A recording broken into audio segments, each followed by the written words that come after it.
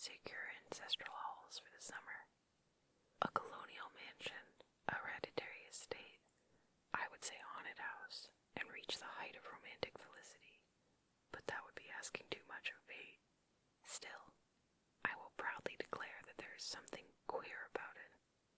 Else, why should it be let so cheaply, and why have stood so long unattended? John laughs at me, of course, but one expects that in marriage. John is practical in the extreme. He has no patience with faith, an intense horror of superstition, and he scoffs openly at any talk of things not to be felt and seen and put down in figures. John is a physician, and perhaps... I would not say it to a living soul, of course, but this is dead paper, and a great relief to my mind. Perhaps that is one reason I do not get well faster. You see, he does not believe I am sick, and what can one do if a physician of high standing, and one's own husband, assures friends and relatives that there is really nothing the matter with one but a temporary nervous depression, a slight hysterical tendency? What is one to do? My brother is also a physician, and also of high standing, and he says the same thing. So, I take phosphates or phosphites, whatever it is, and tonics and journeys and air and exercise, and am absolutely forbidden to work until I am well again. Personally, I disagree with their ideas. Personally, I believe that congenial work, with excitement and change, would do me good. But what is one to do? I did write for a while, in spite of them, but it does exhaust me a good deal, having to be so sly about it, or else meet with heavy opposition. I sometimes fancy that my condition, if I had less opposition and more society and stimulus. But John says the very worst thing I can do is think about my condition, and I confess it makes me feel bad. So I will let it alone and talk about the house. The most beautiful place. It is quite alone, standing well back from the road, quite 3 miles from the village. It makes me think of English places that you read about, for there are hedges and walls and gates that lock, and lots of separate little houses for the gardeners and people. There is a delicious garden. I never saw such a garden. Large and shady, full of box-bordered paths, and lined with long grape-covered arbors and seats under them. There were greenhouses too, but they are all broken now. There was some legal trouble, I believe, something about the heirs and co-heirs. Anyway, the place has been empty for years. That spoils my ghostliness, I am afraid, but I don't care. There is something strange about the house. I can feel it. I even said so to John one moonlit evening, but he said what I felt was a draft, and shut the window. I get unreasonably angry with John sometimes. I'm sure I never used to be so sensitive. I think it is due to this nervous condition, but John says if I feel so, I shall neglect proper self-control, so I take pains to control myself, before him at least, and that makes me very tired. I don't like our room a bit. I wanted one downstairs that opened on the plaza and had roses over the window and such pretty old-fashioned chintz hangings. But John would not hear of it. He said there was only one window and not room for 2 beds, and no near room for him if he took another. He is very careful and loving, and hardly lets me stir without special direction. I have a scheduled prescription for each hour in the day. He takes all care from me, and so I feel basely ungrateful not to value it more. He said we came here solely on my account, that I was to have perfect rest and all the air I could get. Your exercise depends on your strength, my dear, said he, and your food somewhat on your appetite, but air you can absorb all the time. So we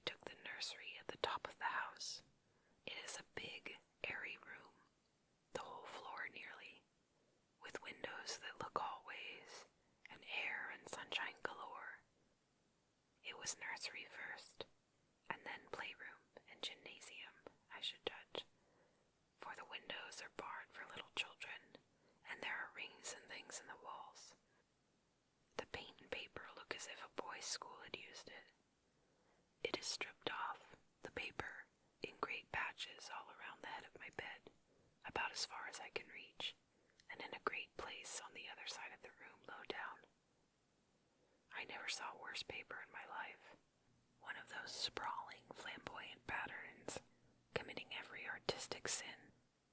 It is dull enough to confuse the eye and following, pronounced enough to constantly irritate and provoke study, and when you follow the lame, uncertain curves for a little distance, they suddenly commit suicide, plunge off at outrageous angles, destroy themselves in unheard of contradictions.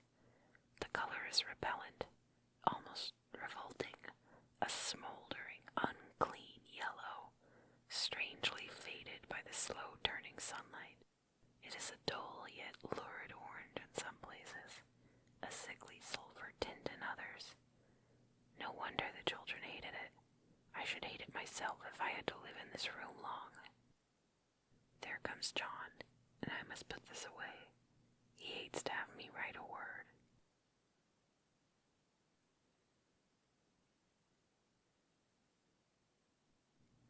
We have been here 2 weeks, and I haven't felt like writing before since that first day. I am sitting by the window now, up in this atrocious nursery, and there is nothing to hinder my writing as much as I please, save lack of strength. John is away all day, and even some nights when his cases are serious. I am glad my case is not serious. But these nervous troubles are dreadfully depressing. John does not know how much I really suffer. He knows there is no reason to suffer, and that satisfies him. Of course it is only nervousness. It does weigh on me so, not to do my duty in any way. I meant to be such a help to John, such a real rest and comfort, and here I am, a comparative burden anyway. Nobody would believe what an effort it is to do what little I am able, to dress and entertain, and other things. It is fortunate Mary is so good with the baby, such a dear baby, and yet I cannot be with him. It makes me so nervous. I suppose John never was nervous in his life. He laughs at me so about this wallpaper. At first, he meant to repaper the room, but afterwards, he said that I was letting it get the better of me, and that nothing was worse for a nervous patient than to give way to such fancies. He said that after the wallpaper was changed, it would be the heavy bedstead, and then the barred windows, and then the gate at the head of the stairs, and so on. You know the place is doing you good, he said. And really, dear, I don't care to renovate the house just for a 3 months rental. Then do let us go downstairs, I said. There are such pretty rooms there. Then he took me in his arms and called me a blessed little goose, and said he would go down to the cellar if I wished, and have it whitewashed into the bargain. But he is right enough about the beds and windows and things. It is an airy and comfortable room, as anyone need wish, and of course I would not be so silly as to make him uncomfortable just for a whim. I'm really getting quite fond of the big room, all but that horrid paper. Out of one window I can see the garden, those mysterious, deep-shaded arbors, the righteous old-fashioned flowers, and bushes of gnarly trees. Out of another I get a lovely view of the bay, and a little private wharf belonging to the estate. I always fancy I see people walking in these numerous paths and arbors, but John has cautioned me not to give way to fancy in the least. He says that with my imaginative power and habit of story-making, a nervous weakness, like mine, is sure to lead to all manner of excited fancies, and that I ought to use my will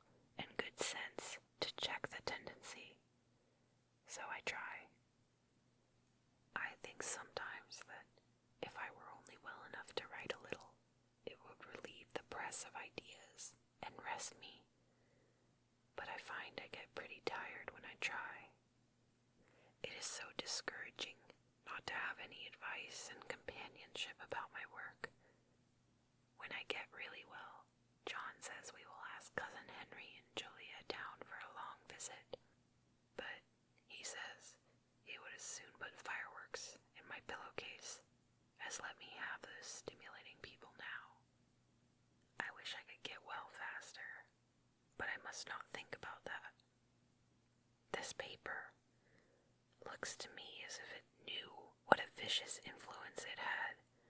There is a recurrent spot where the pattern lolls like a broken neck and two bulbous eyes stare at you upside down. I get positively angry with the impertinence of it and the everlastingness. Up and down and sideways they crawl, and those absurd, unblinking eyes are everywhere. There is one place where two breaths don't match, and the eyes go all up and down the line, one a little higher than the other.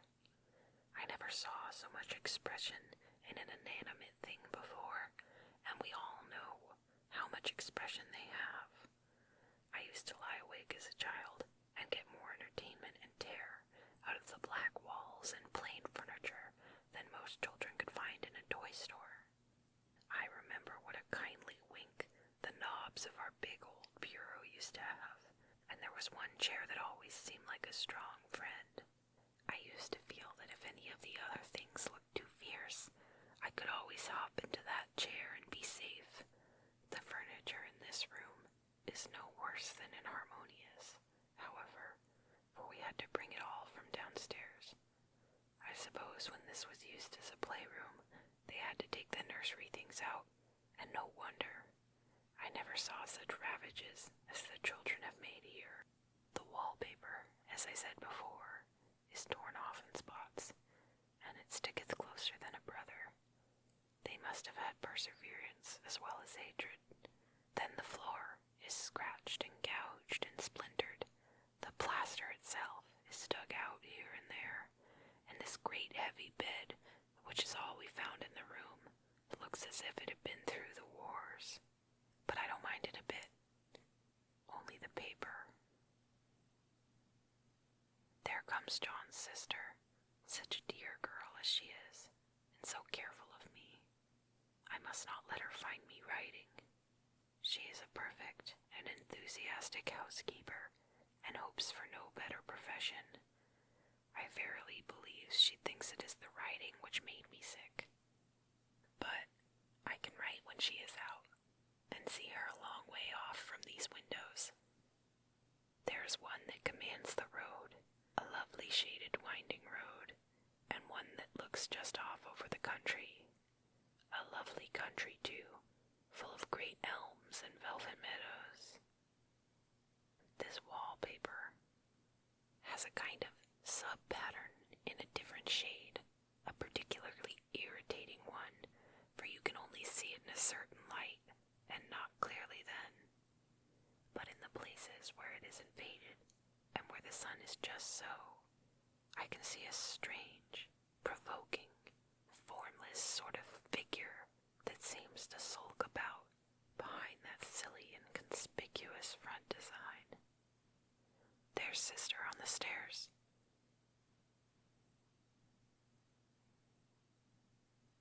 Well, the 4th of July is over. The people are gone, and I am tired out.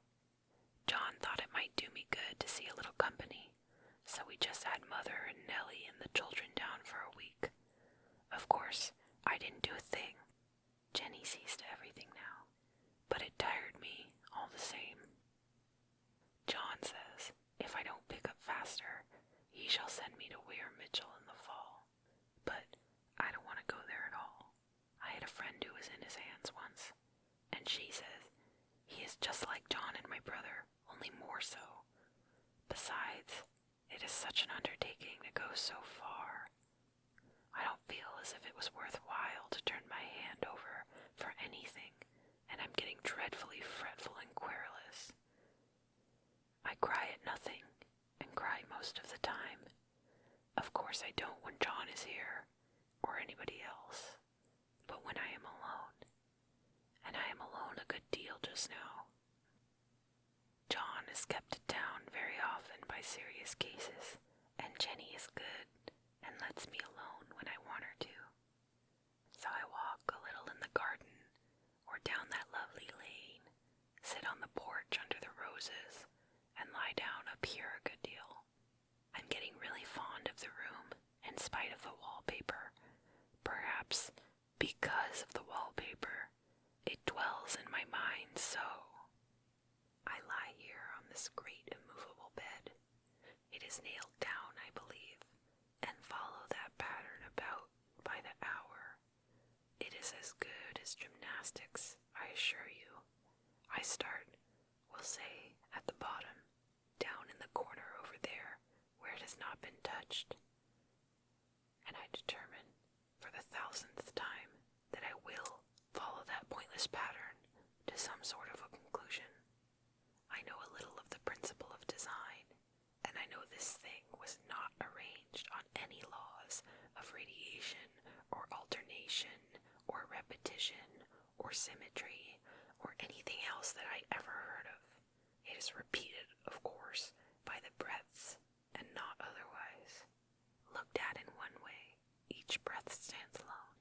The bloated curves and flourishes, a kind of debased Romanesque with delirium tremens, go waddling up and down in isolated columns of fatuity. But on the other hand, they connect diagonally, and the sprawling outlines run off in great slanting waves of optic horror, like a lot of wallowing seaweeds in full chase. The whole thing goes horizontally too, at least it seems so, and I exhaust myself in trying to distinguish the order of its going in that direction. They have used a horizontal breadth for a frieze, and that adds wonderfully to the confusion. There is one end of the room where it is almost intact, and there, when the cross lights fade and the low sun shines directly upon it, I can almost fancy radiation after all. The interminable grotesques seem to form around a common center and push off in headlong plunges of equal distraction. It makes me tired to follow it. I will take a nap, I guess. I don't know why I should write this. I don't want to. I don't feel able. And I know John would think it absurd, but I must say what I feel and think in some way.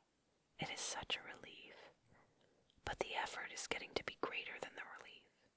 Half the time now, I am awfully lazy and lie down ever so much. John says I mustn't lose my strength and has me take cod liver oil and lots of tonics and things, to say nothing of ale and wine and rare meat.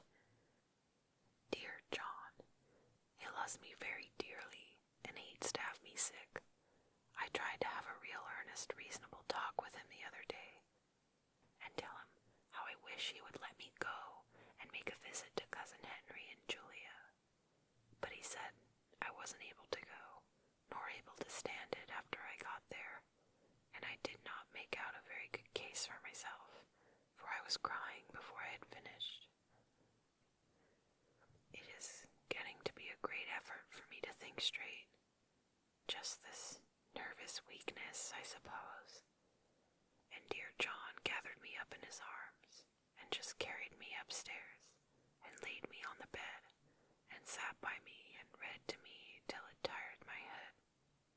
He said I was his darling and his comfort and all he had, and that I must take care of myself for his sake and keep well. He says no one but myself can help me out of it, that I must use my will and self-control and not let any silly fancies run away with me. There's one comfort. The baby is well and happy and does not have to occupy this nursery with the horrid wallpaper. If we had not used it, that blessed child would have. What a fortunate escape. Why, I wouldn't have a child of mine, an impressionable little thing, live in such a room for worlds.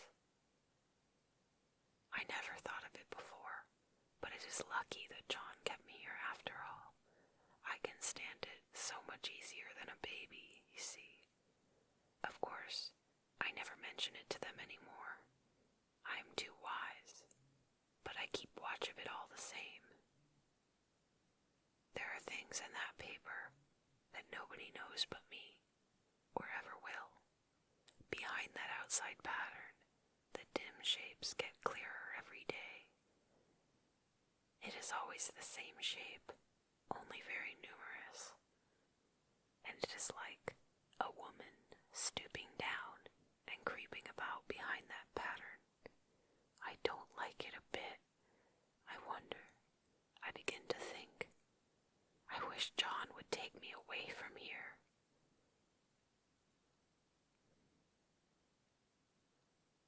It is so hard to talk with John about my case because he is so wise and because he loves me so. But I tried it last night. It was moonlight. The moon shines in all around, just as the sun does. I hate to see it sometimes. It creeps so slowly and always comes in by one window or another. John was asleep, and I hated to waken him, so I kept still and watched the moonlight on that undulating wallpaper till I felt creepy. The figure behind seemed to shake the pattern, just as if she wanted to get out. I got up softly and went to see if the paper did move, and when I came back, John was awake. "What is it, little girl?" he said. "Don't go walking about like that. You'll get cold." I thought it was a good time to talk, so I told him that I really was not gaining here, and that I wished he would take me away. "Why, darling," said he, "our lease will be up in 3 weeks, and I can't see how to leave before. The repairs are not done at home, and I cannot possibly leave town just now. Of course, if you were in any danger, I could and would, but you really are better, dear, whether you can see it or not.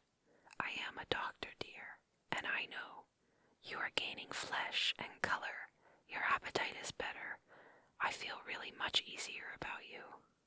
"I don't weigh a bit more," said I, "nor as much, and my appetite may be better in the evening when you are here, but it is worse in the morning when you are away." "Bless her little heart," said he with a big hug. "She shall be as sick as she pleases. But now let's improve the shining hours by going to sleep and talk about it in the morning." "And you won't go away?" I asked gloomily. "Why, how can I, dear? It is only 3 weeks more, and then we will take a nice little trip of a few days while Jenny is getting the house ready. Really, dear, you are better. Better in body, perhaps." I began and stopped short, for he sat straight up and looked at me with such a stern, reproachful look that I could not say another word. "My darling," said he, "I beg of you, for my sake and for our child's sake, as well as for your own, that you will never, for one instant, let that idea enter your mind. There is nothing so dangerous, so fascinating, to a temperament like yours. It is a false and foolish fancy. Can you not trust me as a physician when I tell you so?" So of course I said no more on that score, and we went to sleep before long. He thought I was asleep first, but I wasn't, and lay there for hours trying to decide whether that front pattern and the back pattern really did move together or separately.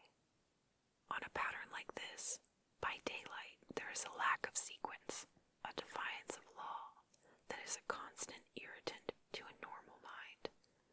The color is hideous enough, and unreliable enough, and infuriating enough, but the pattern is torturing. You think you have mastered it, but just as you get well underway in following, it turns a black somersault, and there you are. It slaps you in the face, knocks you down, and tramples upon you. It is like a bad dream. The outside pattern is a florid arabesque, reminding one of a fungus. If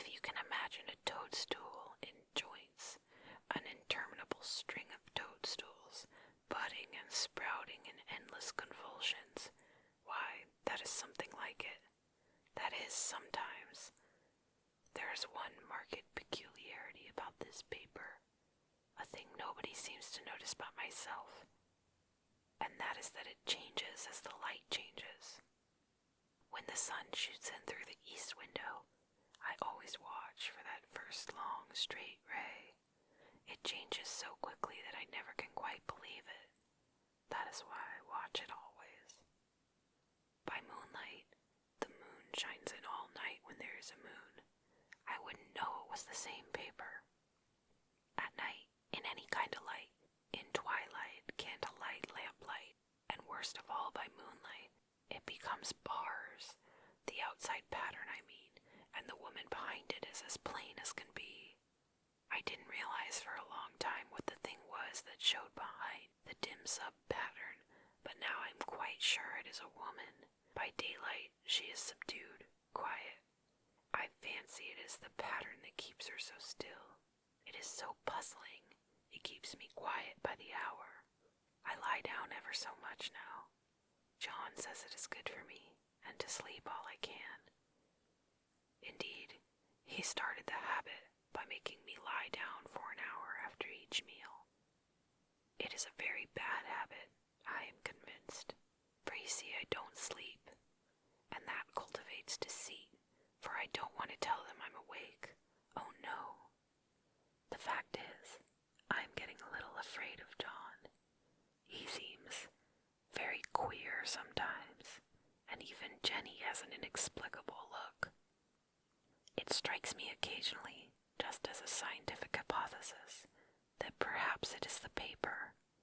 I have watched John when he did not know I was looking, and came into the room suddenly on the most innocent excuses, and I've caught him several times looking at the paper. And Jenny too. I caught Jenny with her hand on it once. She didn't know I was in the room, and when I asked her in a very quiet voice, with the most restrained manner possible, what she was doing with the paper, she turned around as if she had been caught stealing, and looked quite angry, asked me why I should frighten her so.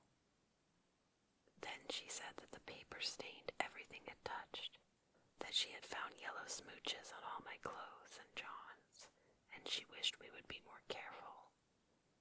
Did not that sound innocent? But I knew she was studying the pattern, and I am determined that nobody shall find it out but myself. Life is very much more exciting now than it used to be. You see, I have something more to expect, to look forward to watch. I really do eat better, and am more quiet than I was. John is so pleased to see me improve. He laughed a little the other day, and said I seemed to be flourishing in spite of my wallpaper. I turned it off with a laugh.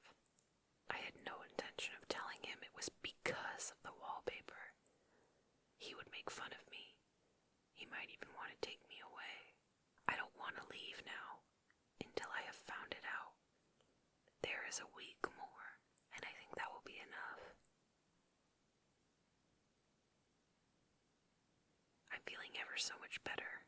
I don't sleep much at night, for it is so interesting to watch developments, but I sleep a good deal in the daytime. In the daytime, it is tiresome and perplexing. There are always new shoots of the fungus, and new shades of yellow all over it. I cannot keep count of them, though I have tried conscientiously. It is the strangest yellow, that wallpaper. It makes me think of all the yellow things I ever saw. Not beautiful ones like buttercups, but old, foul, bad yellow things. But there's something else about the paper.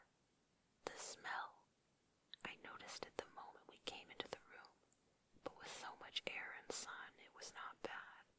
Now we have had a week of fog and rain, and whether the windows are open or not, the smell is here. It creeps all over the house.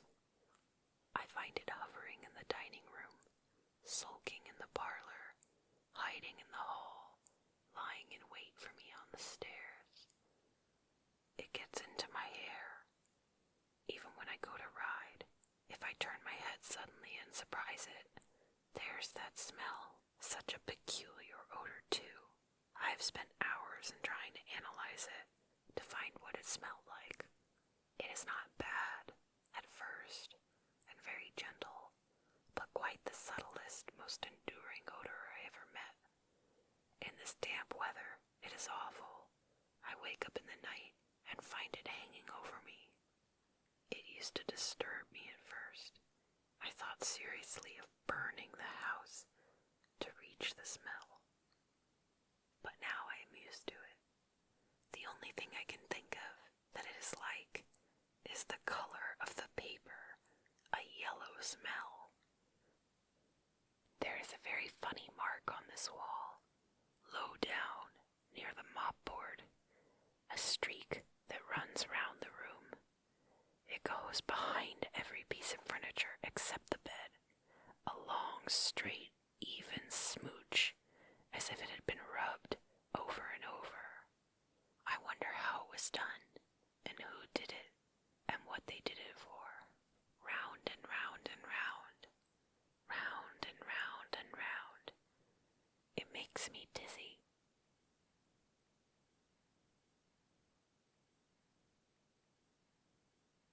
I really have discovered something at last. Through watching so much at night, when it changes so, I have finally found out. The front pattern does move, and no wonder the woman behind shakes it. Sometimes I think there are a great many women behind, and sometimes only one, and she crawls around fast, and her crawling shakes it all over. And then in the very bright spots, she keeps still, and in the very shady spots, she just takes hold of the bars and shakes them hard, and she is all the time trying to climb through, but nobody could climb through that pattern. It strangles so. I think that is why it has so many heads.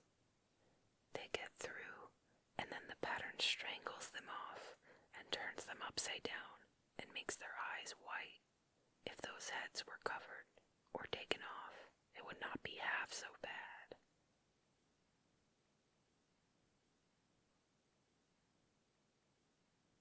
I think that the woman gets out in the daytime, and I'll tell you why. Privately, I've seen her. I can see her out of every one of my windows. It is the same woman, I know, for she is always creeping, and most women do not creep by daylight. I see her on that long road under the trees, creeping along, and when a carriage comes, she hides under the blackberry vines. I don't blame her a bit. It must be very humiliating to be caught creeping by daylight. I always lock the door when I creep by daylight, and I can't do it at night, for I know John would suspect something at once. And John is so queer now that I don't want to irritate him. I wish he would take another room.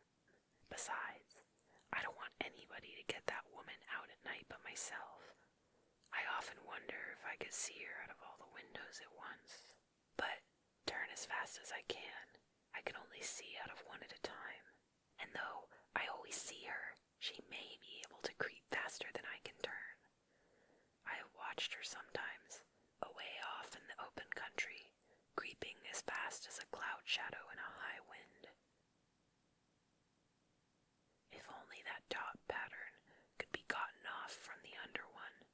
I mean to try it, little by little. I have found out another funny thing, but I shan't tell it this time. It does not do to trust people too much. There are only 2 more days to get this paper off, and I believe John is beginning to notice. I don't like the look in his eyes, and I heard him ask Jenny a lot of professional questions about me. She had a very good report to give. She said I slept a good deal in the daytime. John knows I don't sleep very well at night, for all I'm so quiet. He asked me all sorts of questions, too, and pretended to be very loving and kind, as if I couldn't see through him. Still, I don't wonder he acts so, sleeping under this paper for 3 months. It only interests me, but I feel sure John and Jenny are secretly affected by it.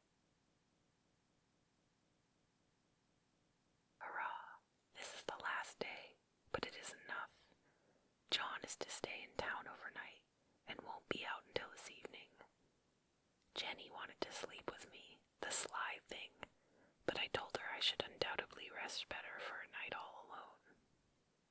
That was clever, for I really wasn't alone a bit. As soon as it was moonlight and that poor thing began to crawl and shake the pattern, I got up and ran to help her. I pulled and she shook, I shook and she pulled, and before morning we had peeled off yards of the paper, a strip about as high as my head and half around the room. And then when the sun came and that awful pattern began to laugh at me, I declared I would finish it today. We go away tomorrow, and they are moving all my furniture down again to leave things as they were before. Jenny looked at the wall in amazement, but I told her merrily that I did it out of pure spite at the vicious thing. She laughed and said she wouldn't mind doing it herself, but I must not get tired. How she betrayed herself that time. But I am here, and no person touches this paper but me. Not alive. She tried to get me out of the room. It was too patent, but I said it was so quiet and empty and clean now that I believed I would lie down again and sleep all I could, and not to wake me, even for dinner. I would call when I woke. So now she is gone, and the servants are gone, and the things are gone, and there's nothing left but that great bedstead, nailed down, with the canvas mattress we found on it. We shall sleep downstairs tonight, and take the boat home tomorrow. I quite enjoy the room, now it is bare again. How those children did tear about in here. This bedstead is fairly gnawed, but I must get to work. I have locked the door and thrown the key down into the front path. I don't want to go out, and I don't want to have anybody come in till John comes. I want to astonish him. I've got rope up here that even Jenny did not find. If that woman does get out and tries to get away, I can tie her. But I forgot I could not reach far without anything to stand on. This bed will not move. I tried to lift it and push it until I was lame, and then I got so angry I bit off a little piece at one corner, but it hurt my teeth. Then I peeled off all the paper I could reach standing on the floor.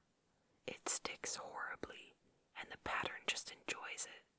All those strangled heads and bulbous eyes and waddling fungus growths just shriek with derision.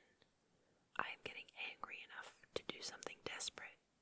To jump out of the window would be admirable exercise, but the bars are too strong even to try. Besides, I wouldn't do it. Of course not. I know well enough that a step like that is improper and might be misconstrued. I don't like to look out of the windows even. There are so many of those creeping women, and they creep so fast. I wonder if they all come out of the wallpaper as I did. But I am securely fastened now by my well-hidden rope. You don't get me out in the road there. I suppose I shall have to get back behind the pattern when it comes night, and that is hard. It is so pleasant to be out in this great room and creep around as I please. I don't want to go outside.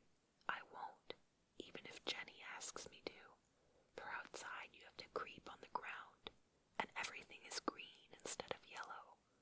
But here, I can creep smoothly on the floor, and my shoulder just fits in that long smooch around the wall, so I cannot lose my way. Why, there's John at the door. It is no use, young man, you can't open it. How he does call and pound. Now he's crying for an axe. It would be a shame to break down that beautiful door. John dear, said I in the gentlest voice, the key is down by the front steps, under a plantain leaf. That silenced him for a few moments. Then he said, very quietly indeed, open the door, my darling. I can't, said I.